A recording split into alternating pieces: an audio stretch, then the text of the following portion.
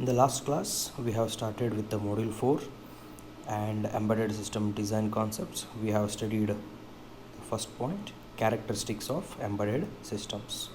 In that, design process definition, then followed by some characteristics which we have studied in the last video lecture. So today we are going to discuss about quality attributes of embedded system.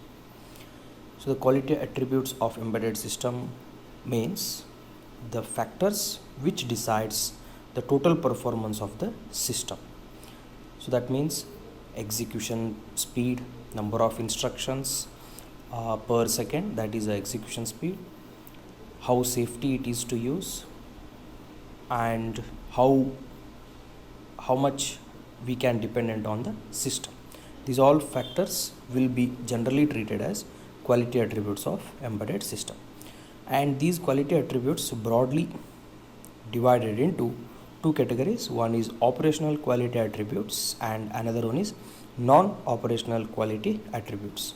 Operational quality attributes means these attributes we are measuring, that means calculating when the system is on, means during operation, whereas non-operational quality attributes we will measure when the system is off.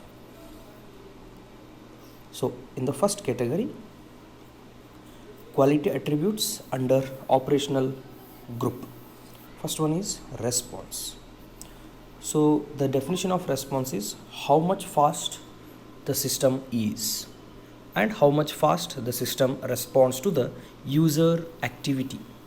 Say for example, ATM machine, whenever we put a card and we enter the PIN number, how much time it is taking to decide whether the PIN number is correct or not correct.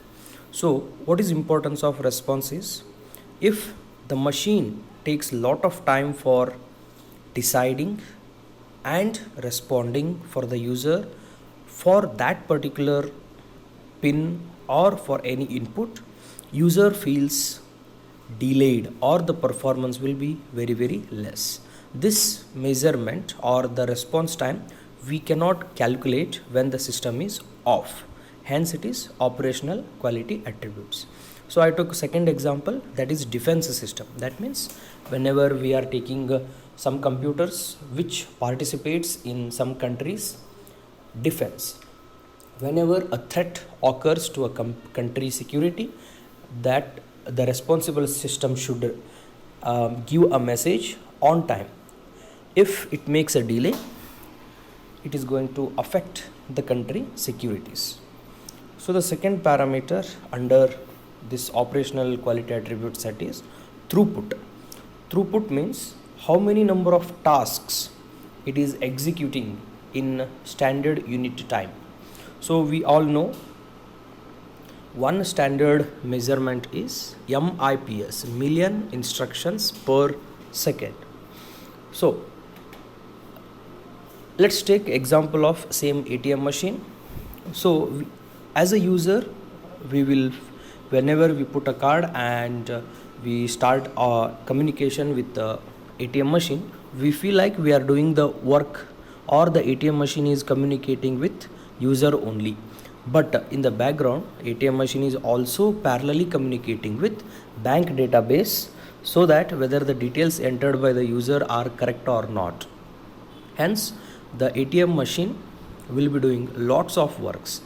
Even though the number of works are more, it should finish in the smaller time. That means million instructions or million number of works should execute in 1 second. That is expectation. So here, if the throughput is very slow or throughput is less, that means execution of the program is very, very slow. That is not acceptable in embedded systems. So the third parameter is reliability. It is difficult to define the reliability in terms of numerical values, but with so many calculations we can decide how much percentage of we can dependent on machine in different scenarios. So here the percentage is, if the percentage is high, we can say the machine is more reliable. So how to measure reliability is, generally whenever we are doing some calculations, first we have to do calculations using the embedded system, and we have to cross verify against manual or the trusted embedded system.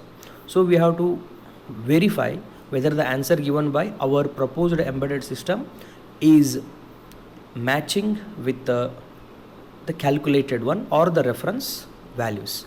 If the matching is done, we can say the reliability is more. If there are error occurs, how much error occurring, that is also important. If the differences between both answers are very high, that means less reliability. If answer is very closer to the expected value or it is equal to the expected value, then we can say reliability is high. The reliability depending on two parameters: mean time between failures and mean time between repair. Mean time between failure means, if we take an embedded system is failure today and we will make it repair by tomorrow, and after how much time again it will get or again it will become failure in the execution, that is called as mean time between failure. The mean time between repair means, for today's fault, if we take 1 day for repairing, and after some days if some fault occurs, and again if we take 1 day for that repair work, then we can say average is 1 day, and this repair work should be lesser and failure should be very very less. So the next parameter is maintainability. A general definition of maintainability is, without taking it for configuration or the servicing, how long we can use the embedded system. Say for example, if we have a bike, without taking it for servicing, how long we can use it. Even if we take it for the servicing, whether the servicing is general or the special one. So here we have two categories under maintainability: scheduled maintenance and unscheduled maintenance. Scheduled maintenance are almost less cost, like monthly services for the bike, and we can predict the cost of the scheduled maintenance. Unscheduled maintenance are the accidental harms affected to the bike. Here we cannot predict how much time it is going to take it for the repair, how much cost it is going to get, and when accident is going to take place. These we cannot predict. So these are called as unscheduled maintenance cost. Here maintainability should be easier or less. So the next concept is security. How confidentially data is secured in the system, that is called as security. That means if we store a data in any embedded system, the data should not get accessed by unauthenticated user or process. Any data which is stored in any embedded system should provide or should be in confidential level. So if the confidentiality of embedded system is not up to the expected mark, we can say security is not good in the embedded system. So the safety means how much safe it is for operator to use that embedded system. So here when security is explained with respect to data, safety is explained with respect to operator who is using it. So safety is very important whenever we are working on some of the embedded systems like thermal power plant or some machinery parts. If they are not safe, or if the safety level of embedded system is not good or not up to the mark, they may cause some harms to the operator. So these all features will come under operational. And one more thing is, these all we can measure only when the system is on. So let's go for second category, non-operational quality attributes. The definition of non-operational quality attributes is these are measured when the system is off. The off means there are two types. One is real off, that means without a power supply. Second thing is we can check these attributes quality even though we are not using that system really, but as a simulator. If we are using some simulators, then also we can check. That is what meaning of non-operational quality attributes. First one is testability and debug ability. So we will give some sample inputs and we will manually we will calculate what is the expected output. So and we will start giving the input, and whatever the output we have got through the machine, we will verify against the manual procedure. So if that is correct, we can say the component is working correct. There are many tests, many concepts under testability: component testing, system testing, subsystem testing. So these all come under common definition called as testability. So definition of testing is give inputs, expect some output, and whatever the output you got through that machine, you cross verify against the expected output. If the matches, then system is working properly. Otherwise we have to identify the error what has happened there and find it out.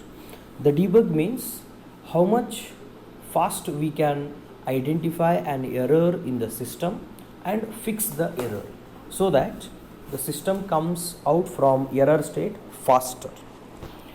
So the debug ability should be very high, because whenever a user using a system, generally he will make mistakes, and machine should identify the mistake and it should respond user what type of mistake he has done so that he can correct himself.